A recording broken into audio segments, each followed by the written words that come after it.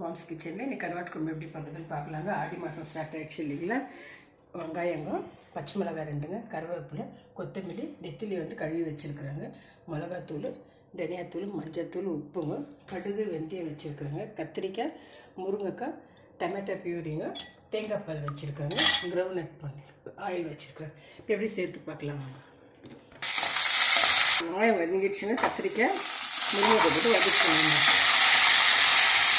முருங்கைக்காய் வதங்கிடுச்சு. இப்போ கருவாடு போட்டுக்கோங்க. தனியாத்தூள், மஞ்சத்தூள், மிளகாத்தூள் போட்டுக்கலாம். கொஞ்சம் வதக்கிக்கணும். டொமேட்டோ கழுவி வச்சுக்கோங்க. கொஞ்சம் நேரம் வேணாலும் தேங்காய் வதங்கிடுச்சுன்னா தேங்காய் பால் விட்டுக்கலாங்க. கொஞ்ச நேரம் கொதிக்க விட்டுருங்க. கொஞ்சம் கொரியண்டர் போட்டுக்கலாங்க. கருவாட்டு குழம்பு ரெடி ஆகிடுச்சுங்க. இந்த வெதருக்கு ரொம்ப நல்லாயிருக்கும். இது கோல்டாக இருக்கிறதுனாலங்க கொஞ்சம் செஞ்சு சாப்பிட்டா நல்லாயிருக்கும். நீங்களும் ட்ரை பண்ணுங்க ஃப்ரெண்ட்ஸ் இந்த மாதிரி குழம்பு. தேங்க்யூ ஃபார் வாட்சிங்.